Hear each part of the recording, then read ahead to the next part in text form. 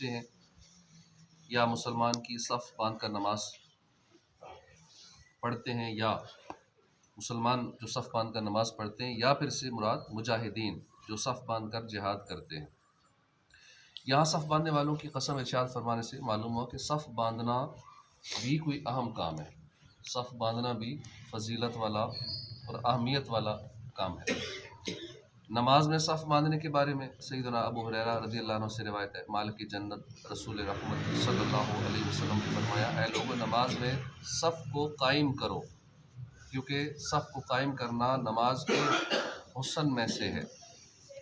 صف کے واجبات پورے کرنا، صف کے واجبات میں سے ہے کہ صف سیدھی رکھنا اور صف پوری کرنا، دونوں کونوں تک پوری ہو، جگہ خالی نہ ہو، اور ملے ملے کھڑے ہونا، یعنی دونوں کندھے دونوں طرف سے ٹچ کر رہے ہوں، اس انداز میں کھڑے ہونا۔ یہ 3 واجبات ہیں صف کے۔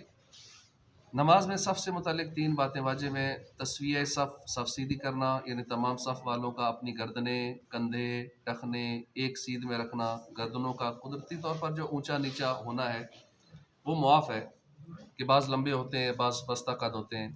اتمام صف، صف پوری کرنا کہ جب تک اگلی صف پوری نہ ہو دوسری صف شروع نہ کرنا۔ تو راس صف، خوب مل کر کھڑا ہونا کہ کندھوں سے کندھا ٹچ ہو، مس ہو۔ سنت یہ ہے کہ امام پہلے صفیں سیدھی کروائے پھر تکبیر تحریمہ کہے۔ صف سیدھی رکھنا نماز کا حسن ہے، اگلی صفوں سے ملنے والوں پر اللہ اور فرشتے درود بھیجتے ہیں۔ صف پوری کرنے کے لیے اٹھنے والے قدم اللہ کو پیارے ہیں۔ صف پوری کرنا مغفرت پانے، جنت حاصل کرنے اور درجات کی بلندی کا سبب ہے۔ 2 فرامین مصطفیٰ صلی اللہ علیہ وآلہ وسلم، جو صف کی خالی جگہ پر کرے اس کی مغفرت ہو جائے گی، جو صف کی خالی جگہ پر کرے اللہ پاک اس کا ایک درجہ بلند فرمائے گا، اس کے لیے جنت میں ایک گھر بنائے گا۔ صف ملانے سے زیادہ نیکیوں کی توفیق ملتی ہے۔ حدیث پاک میں جو صف ملائے اللہ پاک اسے ملائے، اس کے تحت فیض القدیر میں ہے کہ یعنی اللہ پاک اس کی نیکی میں اضافہ فرماتا ہے، اسے اپنی رحمت میں داخل فرماتا ہے۔ صف پوری کرنا وسوسوں سے بچاتا ہے، صف سیدھی کرنا دلوں کو سیدھا رکھتا ہے، صف میں مل کر کھڑے ہونے سے دل ملتے ہیں، اتحاد بڑھتا ہے اور شیطان سے حفاظت ملتی ہے۔ صفیں درست نہ کرنا ترک واجب ہے، ناجائز ہے اور گناہ ہے۔ صف درست نہ کرنے سے نماز ناقص رہ جاتی ہے۔ صف درست نہ کرنا نماز میں وسوسے آنے کا سبب ہے۔